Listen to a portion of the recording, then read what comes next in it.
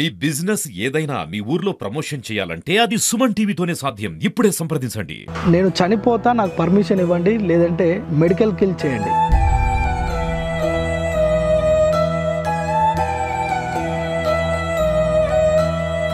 ఏమీ చేయలేను సార్, నేను ఓన్లీ జీవత్సం లాంటి మనిషిని. ఇది లక్షలో ఒకరికి వస్తుంది, నీకు వచ్చింది, దీనికి మందు లేదు. సొంతంగా ఒక నోటి మాట తప్ప ఏ పని చేయలేను సార్ నేను. సుమన్ టీవీ ద్వారా నేను వేడుకోనైనగా మా అమ్మ 70 ఏళ్ళు, నేను 44 ఏళ్ళు. మా ఇల్లు గడవడం చాలా కష్టంగా ఉంది. తాతలు వాళ్ళ నుంచి నాకు ఇంత ఏమన్నా సాయం చేస్తే నేను దాన్ని పట్టుకొని ఇంత తిని నాకు కుదాను. నమస్తే, వెల్కమ్ టు సుమన్ టీవీ. ఈరోజు నేను చనిపోతా, నాకు పర్మిషన్ ఇవ్వండి, లేదంటే మెడికల్ కిల్ చేయండి, ఇలాంటి బతుకు నేను బ్రతకలేకపోతున్నా అనే ఒక 44 సంవత్సరాల వ్యక్తి ప్రభుత్వాన్ని వేడుకుంటుండు. చనిపోవడానికి పర్మిషన్ ఏంటి, మెడికల్ కిల్ ఏంటి అనుకుంటున్నారా? ఒక తెలియని వ్యాధితోటి కేవలం బెడ్కే పరిమితమైండు. ఆయనకు సకల సౌకర్యాలు మొత్తం తన తల్లి మాత్రమే దగ్గరుండి చూసుకుంటుంది, ఒక చంటి బిడ్డలాగా. అతని వయసు 44 సంవత్సరాలు. అతని పేరు గోపాల్. ఈరోజు అతని బాధ ఏందో ఒకసారి మనం తెలుసుకునే ప్రయత్నం చేద్దాం. ఒక జెనెటిక్ డిజార్డర్ తోటి బాధపడుతున్న గోపాల్ అని ఏదైతే మనం చెప్పుకున్నామో, తను చావలేక బ్రతకలేక ఉన్నాడు. ప్రస్తుతం ఆయన ప్రభుత్వాన్ని అభ్యర్థించేది ఏంటంటే, నన్ను మెడికల్ కిల్ చేయండి, లేదంటే నన్ను చనిపోయేందుకు, కారుణ్యంగా మరణించేందుకు నాకు అవకాశం కల్పించండి అని వేడుకుంటుండు. అసలు ఇంత బాధ ఏముంది అసలు ఒకసారి మాట్లాడదాం. నమస్తే గోపాల్ గారు. నమస్కారం సార్. ఏంటి, చాలాసార్లు నాకు ఫోన్ చేసినావు, సార్ సుమన్ టీవీ నుంచి నేను ప్రభుత్వాన్ని అభ్యర్థించాలి, నన్ను చంపనన్నా చంపండి, లేదంటే చంచేందుకు అవకాశం ఇవ్వండి అంటున్నారు. అసలు ఏంటి మీకున్న సమస్య? నాకు కండరాల క్షీణిత వ్యాధి సార్. ఇది జన్యుతో సంక్రమించే వ్యాధి. ఇది రోజు రోజుకు కండరాలు చచ్చుబడిపోతుంటాయి సార్. దీనికి ఎక్కడ మందు లేదు సార్. నేను నా సొంతంగా ఏం పని చేసుకోలేను సార్. సైడ్కు పొరలేను, అన్నం తినలేను. అన్నీ అమ్మగారే చేపియాలి. నాకు 44 ఏళ్ళు, అమ్మకు 70 ఏళ్ళు. ఆమెనే నాకు చంటి పిల్లగానికంటే ఘోరంగా చేయాలి సార్. అయితే 70 ఏళ్ళ అమ్మతోటి నేను సేవ చేయించుకోవాలంటే ఇబ్బంది అవుతుంది సార్. ఎప్పుడు తెలిసింది ఈ వ్యాధి ఉందని? నేను ఏపీఎస్ఆర్టీసీ జాబ్కు పోయినప్పుడు అక్కడ మెడికల్ టెస్ట్ చేసినప్పుడు నాకు కొద్ది హెల్త్ ప్రాబ్లం ఉంది అని డాక్టర్స్ గారు అక్కడ వాళ్ళు చెప్పారు. ఏ వయసులో ఇది? అప్పుడు నాకు 20 ఏళ్ళు సార్. అప్పుడు ఆర్టీసీ డిపార్ట్మెంట్ వాళ్ళు చెప్తే అప్పుడు నేను ఎల్బీనగర్ కామెంట్లో డాక్టర్ జయదీప్ చౌదరి దగ్గరికి వెళ్తే, మరియు NIMS hospital AK Meena madam గారు వెళ్తే అప్పుడు నాకు మజిల్ బయాప్సీ టెస్ట్ చేసి, ఇది లక్షలో ఒకరికి వస్తుంది, నీకు వచ్చింది, దీనికి మందు లేదు అని చెప్పారు సార్. అప్పటి నుంచి ఇంకా ఇంతేనా, అంటే బెడ్కేనా పరిమితం? ఇప్పుడు నేను 20 ఏళ్ళ నుంచి మంచానికే పరిమితం సార్. అన్నీ మంచం దగ్గరనే చేయాలి సార్. అది కూడా అమ్మగారే చేయాలి సార్ నాకు. అంటే చూస్తానికి కొంత పర్సనాలిటీ కానీ మంచిగానే ఉన్నావు. ఏం పని చేయవు నీకు ఇక్కడ? నాకు కండరాలు మొత్తం పని చేయవు. అంటే చేతులు లేపలేవా? చేతులు లేవవు, కాళ్ళు సైడ్కు. నా సొంతంగా ఒక నోటి మాట తప్ప ఏ పని చేయలేను సార్ నేను. సైడ్కు పొర్లితే తెల్లందాక 5-6 టైమ్స్ అమ్మగారే పొర్లిపియాలి. అంటే నువ్వు కనీసం పడుకొని అటు ఇటు బొర్లాలన్నా నిన్ను ఎవరో ఒకళ్ళు సాయం చేయాలి. చీమగరుస్తో కూడా నేను గోక్కోలేను. కాలు దగ్గరికి నా సొంతంగా అనుకోలేను. చేయిని కూడా పక్కకు సొంతంగా సైడ్కి ఎక్కువ కదిలియలేను. ఏమీ చేయలేను సార్ నేను. ఓన్లీ జీవత్సం లాంటి మనిషిని.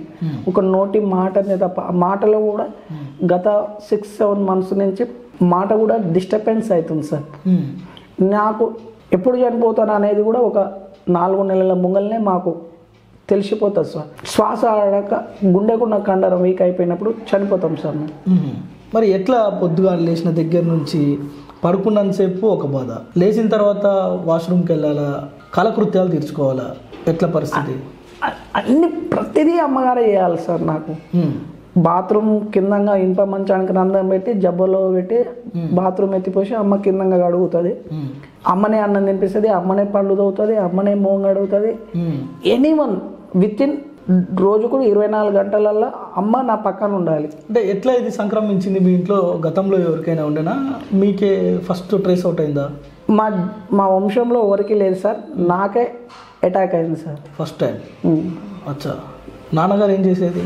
నాన్నగారు కులవృత్తి బార్బర్. ప్రస్తుతానికి నాన్నగారు చనిపోయి 5 years, కిడ్నీ వ్యాధితో చనిపోయారు సార్. డయాలసిస్ అయ్యేటప్పుడు ఎల్బీ మన నార్కడపల్లి కామెంట్లో చనిపోయారు.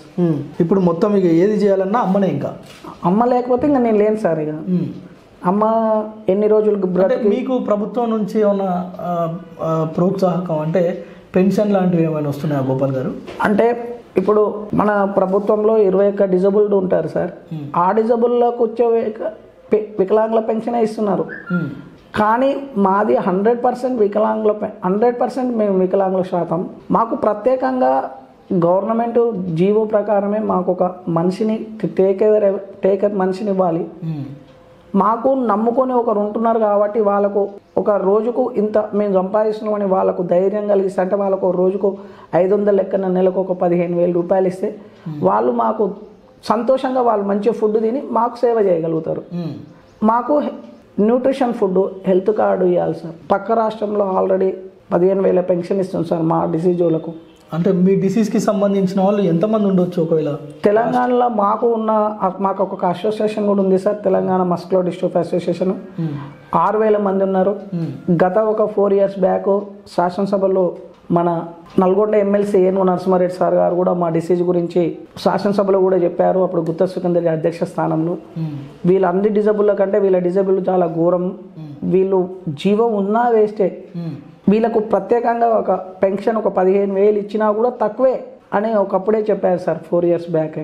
ఇప్పుడు ఏమి ఇస్తున్నారు అసలు? మాకు 4,000 రూపాయలే పెన్షన్ ఇస్తున్నారు సార్. ఆ 4,000 మాకు సపోర్టింగ్ మెడిసిన్కు, మాకు వచ్చే సైడ్ ఎఫెక్ట్స్లకు వాటికి కూడా సరిపోవు సార్. మీకు రెగ్యులర్గా మెడిసిన్స్ ఏమన్నా వాడతారండి? అంటే మాకు బీపీ అటాక్ అవుతుంది, కొన్ని హెల్త్ ఇష్యూలు వస్తుంటాయి. కదలలేరు కదా, ఇంకా ఎక్సర్సైజ్ లేదు కదా? లేదు కాదు కాబట్టి మాకు వెయిట్ పెరుగుతుంటాం, హార్ట్ ప్రాబ్లం వస్తుంటుంది, కొన్ని ప్రాబ్లమ్స్ వస్తుంటాయి. కొద్దిగా కాళ్ళు తిమ్మిర్లు ఎక్కుతుంటే వాటికి కొద్దిగా సపోర్టింగ్ విటమిన్ మెడిసిన్ వేసుకోవాల్సి వస్తుంది. ఎంత ఖర్చు అవుతుంది నెలకి ఈ మెడిసిన్ వాడాలంటే? ఖచ్చితంగా 4,000 దాకా అవుతుంది సార్. ఓకే. అమ్మగారు ఏం చేస్తుంటారు మరి? అమ్మ ఏమీ లేదు సార్. నాన్న చనిపోయినాక ఇంకా అమ్మ నాకనే ఉండాలి. ఇక అమ్మ లేకపోతే నేను లేను. అమ్మ ఏం పని చేయలేదు. ఆమె 70 ఏళ్ళు. అమ్మకు వితంతో పెన్షన్, నాకు వికలాంగుల పెన్షన్, ఇద్దరు కలిసి 6,000 రూపాయలు వస్తాయి సార్. 6,000లో 20. అమ్మకు కూడా థైరాయిడ్ ఉంది, అది 3,000. గోపాల్ గారు, కానీ మీరు ఫోన్ చేసినప్పుడల్లా నాకు చనిపోయేందుకు ఒక అవకాశం ఇవ్వండి, చనిపోయేందుకు ఒక అవకాశం, ఇంత అంటే అమ్మ సేవ చేస్తుంది కదా, ఇప్పుడు చనిపోవాలనే ఆలోచన ఎందుకు వస్తుంది? ఇంత ధైర్యంగా మాట్లాడుతున్నారు మీరు. అంటే ప్రభుత్వాన్ని కూడా డిమాండ్ చేస్తున్న పరిస్థితి, మీకు ఒక అసోసియేషన్ ఉంది, అసెంబ్లీలో మాట్లాడారు అంటున్నారు. మీరు ప్రభుత్వాన్ని స్ట్రైట్గా ఏం అడుగుతున్నారు ఒకసారి?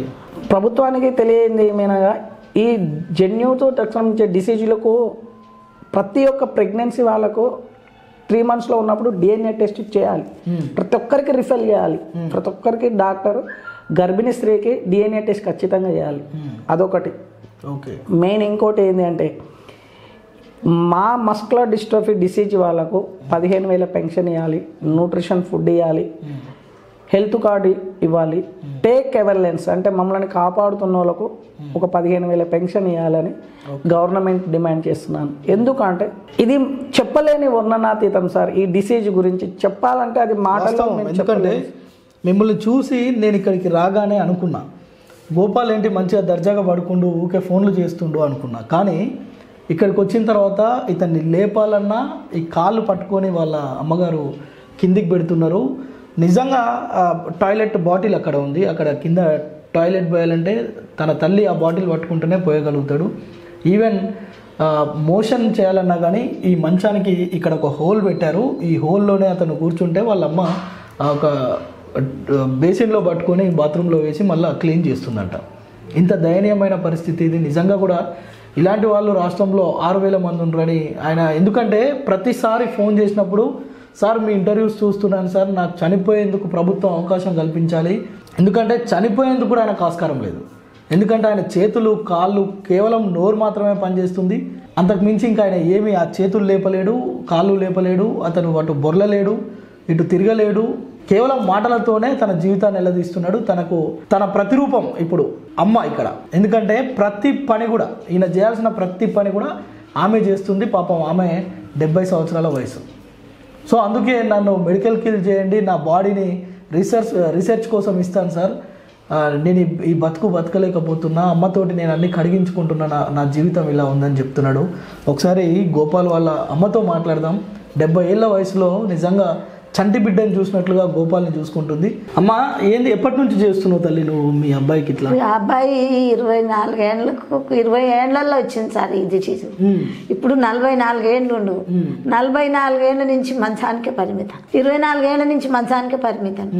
24 ఏళ్ళ నుంచి బాత్రూమ్ ఎత్తిపోయాలి, లేట్రూమ్ ఎత్తిపోయాలి, మూత్రం ఎత్తిపోయాలి, తానం చేయించాలి, అన్నం తినిపించాలి, ఇటు పక్కకు బొర్లియాలి, ఇటు పక్కకు బొర్లియాలి. చీమ గరిచినా గోక్కోలేకపోతాడు. నాకు చీమ గరిచినా గోకాలే, ఒక్క నోటి మాట తప్ప ఏమీ చేసుకోలేడు.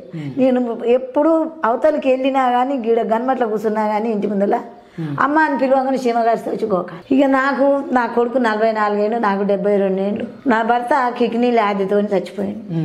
కామిన్లో చచ్చిపోయాడు, నరకపల్లి కామిన్లో. అట్లా గోపాల్ని మీరు అప్పుడు చూపించిన సార్. తిప్పని దవాఖాన లేదు. ఒక 10-12 లక్షలు పెట్టుకున్నా. 12 లక్షలు పెట్టుకున్నా సార్. 12 ఇంటికాడకి ఇంత తగ్గుంటా భూమి ఉన్నాక అమ్ముకున్నా. అది 12 లక్షలు వచ్చినాయి. ఎక్కడ తిప్పినా ఇది ట్రీట్మెంట్ నీకు లేదు, తక్కువ కాదని చెప్పేశారు. అట్లా నా భర్త చాలా డిగిసిన పెట్టుకొని అట్లా ఇది కిడ్నీ వ్యాధి వచ్చింది. ఇక కిడ్నీ వ్యాధితోటి కామిన్లో డయాలసిస్ చేస్తుంటే చనిపోయింది సార్. 10-12 లక్షలు పెట్టి కూడా ఏ దవాఖాన కాదకుండా తిప్పుకొచ్చిన. ఇక లాభం లేదని పెద్ద మనిషి కాలం చేసాడు. ఇప్పుడు కాలం చేసి 5 ఏళ్ళు నేను ఇదే మంచం కాడ బాత్రూమ్ ఎత్తుకొస్తున్నా, లెటర్ని ఎత్తుకొస్తున్నా. నా కొడుకు 4,000 పిచ్చి వండి పెట్టాలి. ఈయన కార్యక్రమాలను నువ్వే చేయాలి. నువ్వు ఇంకెటు పోయేది లేదు. బట్ట బయటికి వెళ్ళి ఉన్నారు, ముఖం చూసేదే లేదు. నాకు థైరాయిడ్ ఉంది, ఆయనకు బీపీ ఉంది. ఈ బీపీకి థైరాయిడ్ కూడా అయ్యో 3-4 వేలు వచ్చిపోతున్నాయి. ఇంకా మాకు తిండికి చాలా ఇబ్బంది ఉంది సార్. ఇక ఎట్లా ఇది అట్లా నా పిల్లగాని అట్లా ఏదైనా గోలేమో మనిషినో ఏదో ఇచ్చి చంపేస్తే ఆనో పాటుగా నేను కూడా పోతాను సార్. ఇక నాకు ఏమి లేదు, ఓరు లేదు. అట్లా కాదులేమ్మా, అట్లా కాదు. ఎందుకంటే ఎంతో కొంత ధైర్యంగా నువ్వు పనిచేస్తున్నావు నీ కొడుకు కోసం. మనం కూడా ప్రభుత్వానికి చెప్పే ప్రయత్నం చేద్దాం. చచ్చిపోతాం లేదంటే మమ్మల్ని చంపేయండి అనే మాటలు వద్దు.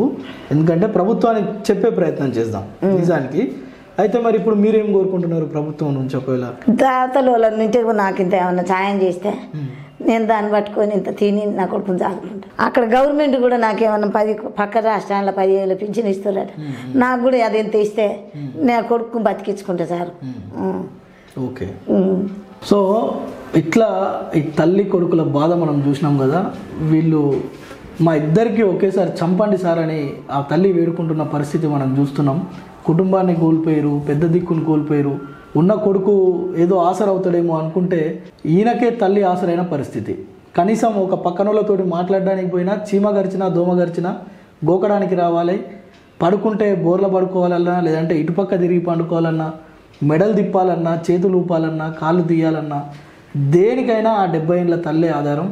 సో ప్రభుత్వాన్ని గోపాల్ వేడుకున్నది ఏంటంటే, పక్క రాష్ట్రంలో 15,000 ఇస్తున్నారు, కనీసం ఒక 4-5 వేల రూపాయలు మాకు మెడిసిన్కి పోయినా ఆ తల్లికి థైరాయిడ్, ఇతనికి చెప్పినాం ఆల్రెడీ కండరాల క్షీణత ఇది.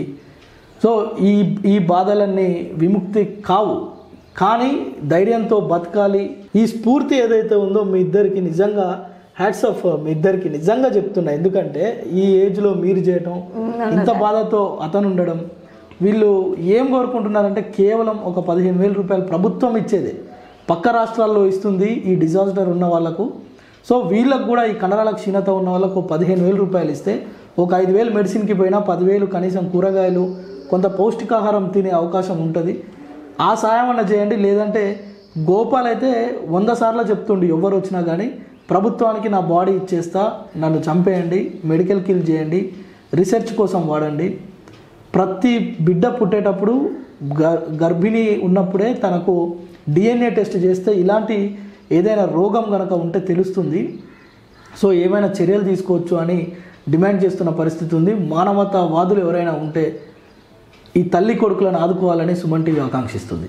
కెమెరా పర్సన్ సాయితో ప్రేమ్. నేను సుమన్ టీవీ యొక్క సేవా కార్యక్రమాలు, సుమన్ టీవీ యొక్క మీడియా ప్రోగ్రామ్ని గత 3 years నుంచి చూస్తున్నాను.